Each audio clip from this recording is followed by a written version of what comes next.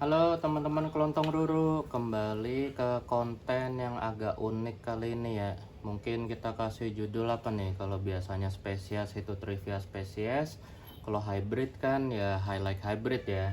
Cuman secara ini adalah hybrid alam. Apa kita kasih judul aja highlight trivia Nepenthes X Hookeriana.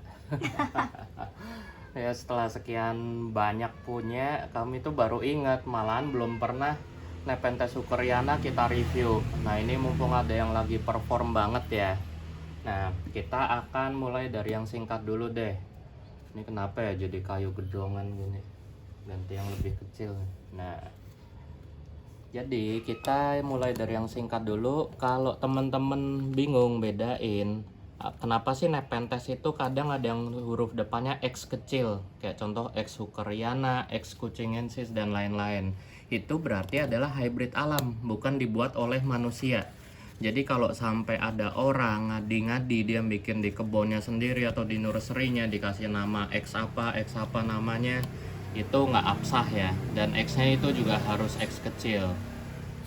Nah, kembali ke topik. Seperti sesuai yang kita udah tahu ya pasti rata-rata, kalau X Hookeriana ini adalah hybrid alam yang berasal dari parentage yang melibatkan Rafflesiana dan Ampullaria. Ingat, dan ya, bukan atau. Karena di alam ini mungkin bisa reverse, bisa yang jadi female-nya Rafflesiana, kemudian jantannya Ampullaria, atau sebaliknya, female-nya Ampullaria, jantannya Rafflesiana. Nah, cuman yang menarik, namanya ini proses alam. Pasti kan dua hal itu sangat mungkin terjadi. Nah, kita bisa lihat nih, apalagi teman-teman pasti udah banyak yang punya kan Hookeriana ini, bentuknya itu relatif sama. Nah, di sini kami jadi punya teori juga atau hipotesa. Kayaknya karena seperti yang kita tahu, Ampullaria itu kan dominan banget sebagai hybrid. Kemudian juga untuk Rafflesiana itu juga dominan banget. Jadi kalau dominan ketemu dominan itu bener-bener jadi 50-50. Dan karena sifatnya dominan, jadi mau yang female yang mana, yang male yang mana, itu bentuknya kayaknya relatif sama. Perbedaannya cuma minor banget. Kemudian ada lagi dalam istilah hybrid itu yang namanya primary hybrid. Nah, kalau teman-teman pernah dengar, nggak usah bingung, primary hybrid itu artinya hybridnya hanya terdiri dari dua spesies saja. Contoh kayak X Hookeriana ini, yaitu melibatkan Rafflesiana dan Ampullaria. Nah, kemudian karena ini jatuhnya trivia, kita bahas sejarahnya gimana sih. Ini cukup lucu juga ya. Jadi yang mendeskripsikan X Hookeriana ini bukan Mr. Hooker seperti yang kita tahu, tapi justru Sir Huggeslow. Nah, Sir Huggeslow ini juga ada trivia aneh lainnya nih. Karena dia berhubungan dekat dengan Mr. Hooker, jangan ketawa ya, Hooker bulan puasa loh, nggak boleh mikir yang aneh-aneh. Nah, ada banyak literatur yang bilang itu in appreciation atau in reward of Mr. Hook, siapa tadi namanya Hooker itu, Dalton Hooker atau William Hooker. Coba teman-teman cek iseng deh, ada literatur yang nyebutin ini sebagai bentuk penghormatan ke Dalton Hooker, ada yang bilang ke William Hooker. Cuman nggak usah bingung karena setelah kami cek ternyata sang ayah itu adalah William Hooker, kemudian punya anak Dalton Hooker, dua-duanya sama-sama pengusaha nursery. Nah, trivia unik lainnya, pada saat Sir Huggeslow mendeskripsikan X Hookeriana ini pada sekitar tahun 1840-an, ini dianggap sebagai spesies baru. Dan Hooker ini itu ditemuinya termasuk sebelum 10 Nepenthes pertama yang diketahui manusia ya. Seperti teman-teman tahu kalau dalemin, itu yang pertama banget dideskripsikan Distillatoria. Kemudian disusul beberapa lainnya, dan uniknya para peneliti atau penggiat Nepenthes tersebut itu duluan mendeskripsi Rafflesiana dan Ampullaria. Selang nggak lama baru mereka mendeskripsi Hookeriana ini. Nah, kemudian oleh Sir Huggeslow setelah dianggap sebagai spesies baru dibawa ke Clapton Nursery.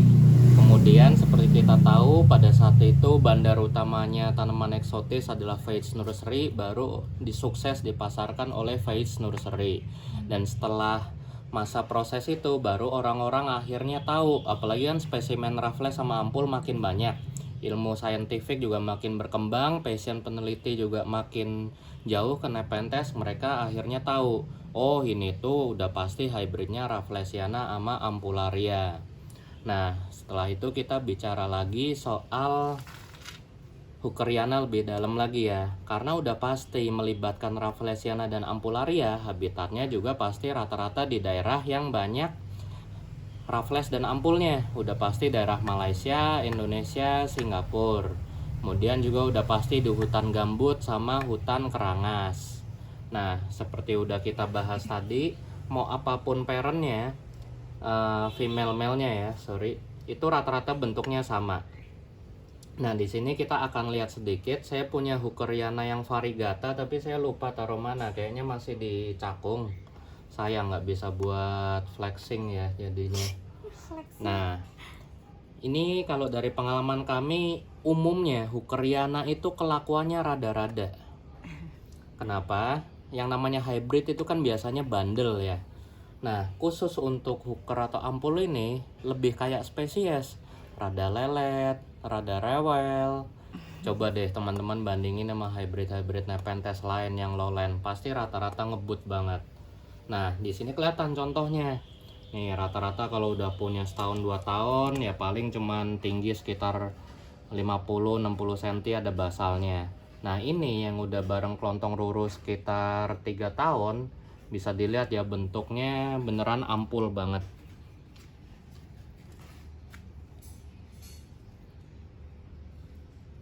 Kita bisa lihat rosetnya banyak. Kemudian yang unik juga, dia ini udah rame dari sebelum musim hujan sekarang. Berarti di sini kita bisa lihat kekuatan kantongnya. Nah, di sini juga ada banyak hipotesa nih. Seperti teman-teman tahu, mungkin teman-teman bisa lihat contohnya di Nepenthes hookeriana yang ini. Tuh kantongnya udah banyak yang kering. Cuman selisih dari kantong yang masih bertahan. Nah, ini. Setelah sekitar 4-5 daun, biasanya kantong sebelum 4-5 daun itu udah langsung kering. Tapi teman-teman lihat nih di sini.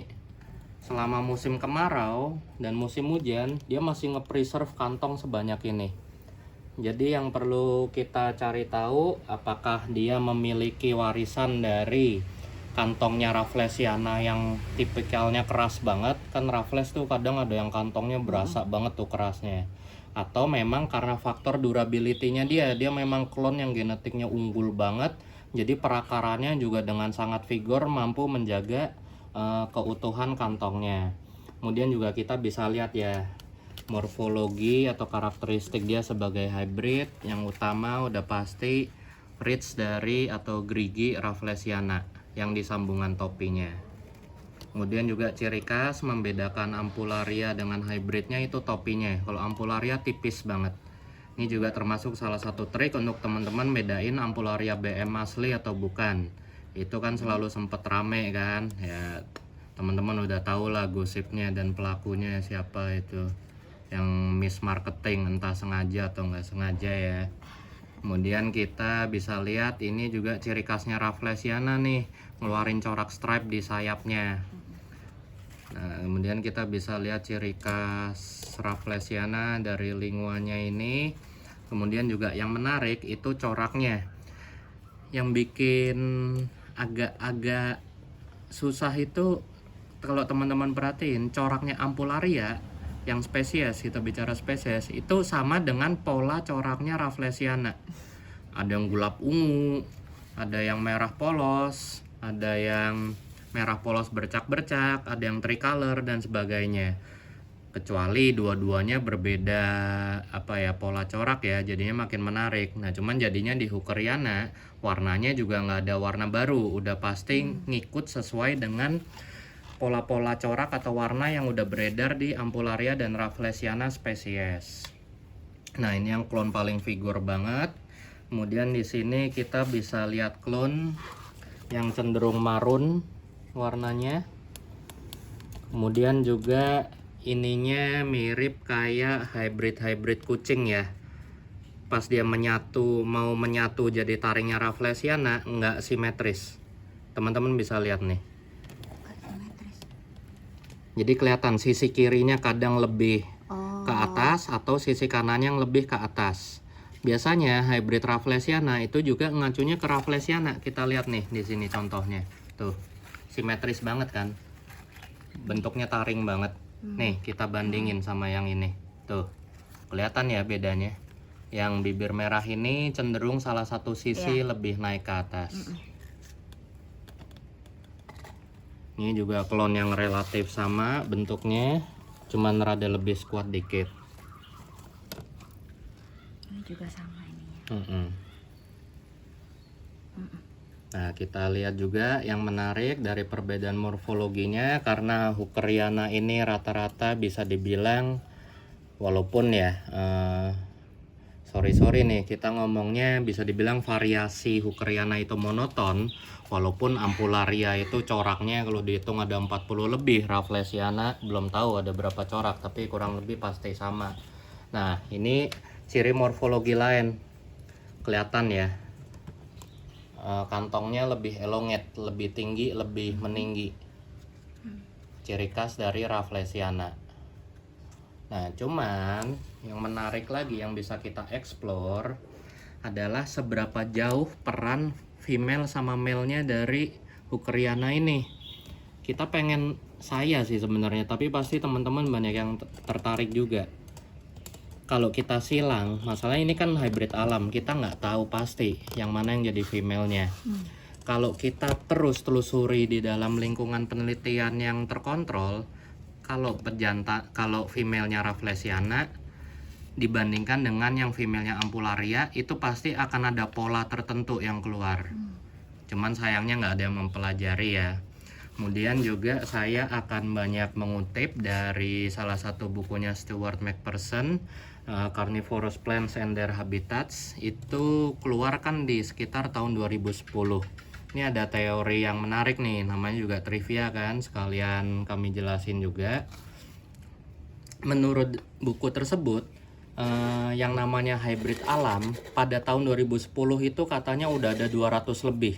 Dan udah pasti sekarang udah berapa tahun nih, udah 10 tahun, belasan tahun lebih ya. Itu pasti jenis-jenis hybrid alam baru akan terus muncul. Jadi pasti sekarang jumlahnya udah lebih dari 200-an. Kemudian dari angka 200-an hybrid alam tersebut, mayoritas adalah Nepenthes dataran rendah, bukan dataran tinggi.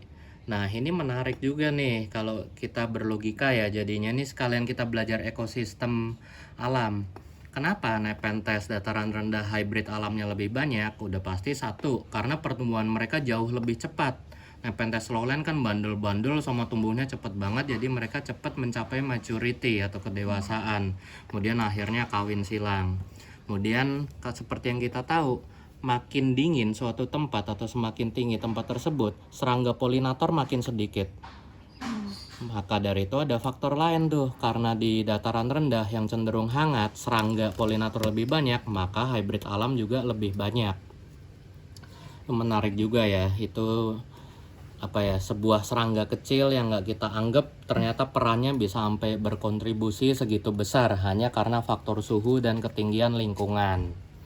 Kemudian juga ada faktor lain ya, tentunya faktor angin dan sebagainya. Kemudian juga terkadang ditemuin, ini yang agak miris ya, hybrid alam tapi terpisah jauh lokasinya. Apalagi kalau di tengah hutan kan kita nggak tahu parentnya di mana nih. Cuman dari yang sudah seperti di daerah Kinabalu itu kan ada hybrid rajah yang terkenal tuh, padahal jaraknya rada jauh sama Lowi. Itu biasanya karena faktor serangga yang hoki atau juga bisa karena faktor angin. Cuman faktor yang bikin miris tentunya adalah karena faktor alam ataupun manusia, salah satu parentnya punah dari habitat tersebut. Itu udah beberapa kali ditemuin juga. Nah, kemudian juga ada teori yang menarik nih dari teman saya Malcolm, si bocah ajaib satu itu ya. Dia punya teori itu mungkin pada suatu, kalau di binatang itu udah umum banget. Kalau binatang tersebut terisolir, itu lama-lama dia bisa membentuk genetik baru sampai oleh para ilmuwan dipisahkan jadi spesies baru yang dari awalnya subspesies atau varian berujung pada spesies baru, dimana pada saat di DNA sequence ternyata DNA-nya udah mengalami perubahan dibandingkan dengan kerabat spesiesnya. Nah, kita juga nggak tahu nih untuk tumbuhan. Saya belum mempelajari lebih jauh, tapi sekarang saya juga udah mulai nyemplung di dunia hewan, terutama ikan. Saya juga banyak belajar dari situ. Saya jadi penasaran, mungkin nggak sih di tumbuhan mengalami perubahan genetik yang mirip dengan hewan-hewan. Jadi siapa tahu Hookeriana ini kan seperti kita lihat bentuknya dominan banget, khas banget. Bisa aja mereka lama-lama membentuk koloni, kemudian apalagi di alam ya. Ini salah satu pendukung teorinya Malcolm, kalau Hookeriana bisa jadi spesies sendiri dengan standar-standar sains yang baru. Hookeriana ini kan rata-rata membentuk koloni juga. Pada saat bijinya tersebar jatuh, mereka kan rata-rata di radius itu isinya Hookeriana semua. Mereka akan kawin silang terus menghasilkan F1, F2, F3, F4, dimana itu adalah X Hookeriana silang X Hookeriana. Nah, dari situ kita juga harus pelajarin nih, ini materi yang menarik. Kalau ampul silang Raffles atau Raffles silang ampul itu kan hasilnya relatif sama. Tapi pada saat ditabrakin terus, kita jadiin F1, F2, F3, F4 sampai sebagainya, trait-nya apakah akan masih sama? Atau apakah mungkin bisa keluar salah satu sifat gen resesif? Atau bahkan mungkin di beberapa case, ini udah terbukti ya, kita tahu ada yang namanya Hookeriana hijau. Itu kayak kita nge-hybrid Ampularia Black Miracle, dimana beberapa hybridnya nggak ngeluarin corak BM, tapi justru jadi hijau polos. Nah, hijau polosnya itu kan bisa dibilang tanda kutip resesif, padahal sebenarnya Black Miracle-nya itu yang resesif. Tapi karena persilangannya itu yang kita kejar mayoritas BM-nya, tapi justru yang keluar polos hijau itu bisa resesif banget ya, cuman 5%, 2% atau mungkin 0,%. Jadi itulah sains ya, bener-bener banyak hal yang menarik. Mungkin kita bisa explore lebih jauh. Kemudian apalagi yang bisa kita tambahin sebagai trivia di sini ya untuk Hookeriana. Kalau dari pengalaman kami sih rata-rata karakternya sama kayak Raffles ampul, dimana pada saat ditanam atau pindah ke tempat baru itu biasanya agak ngestak dikit, tapi nggak sampai bablas mati. Habis itu pelan-pelan pada saat udah aklim, pertumbuhannya akan cenderung stabil dan rajin ngantong. Terus yang mereka mau minta juga sama kayak kedua parentnya, pakai tatakan air atau media cenderung basah, bukan lembab kayak hybrid HL, sama rata-rata mau full sun.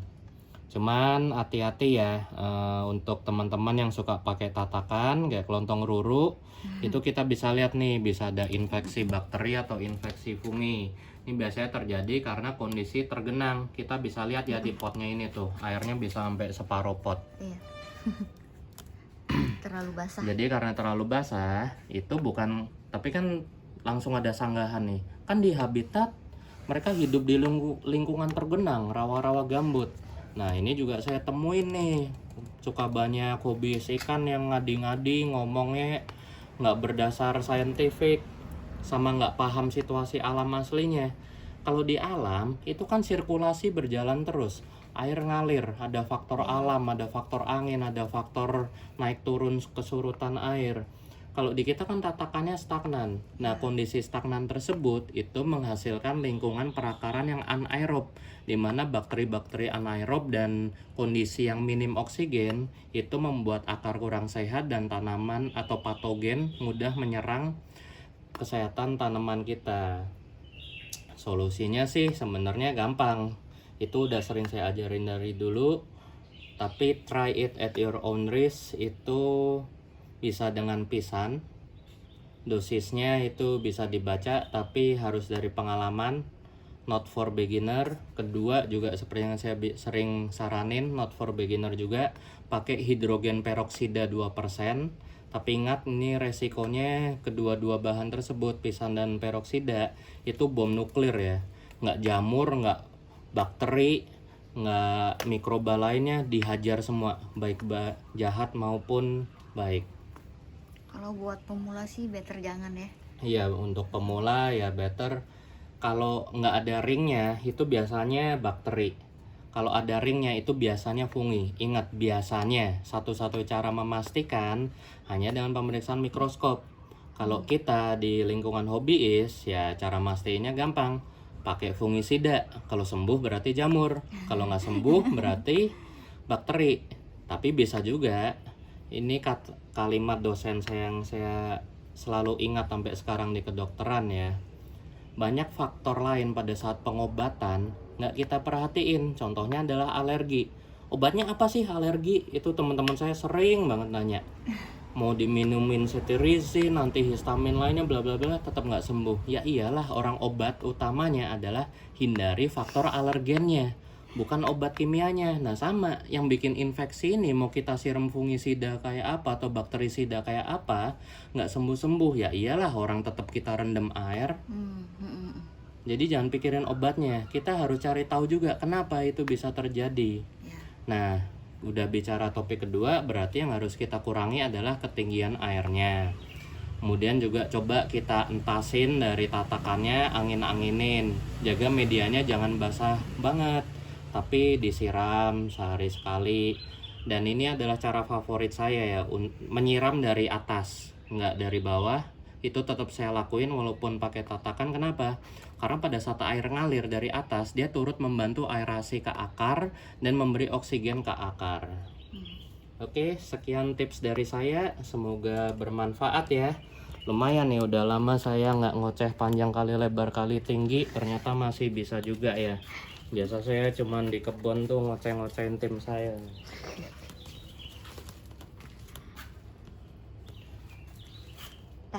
Thank you. Oke, thank you.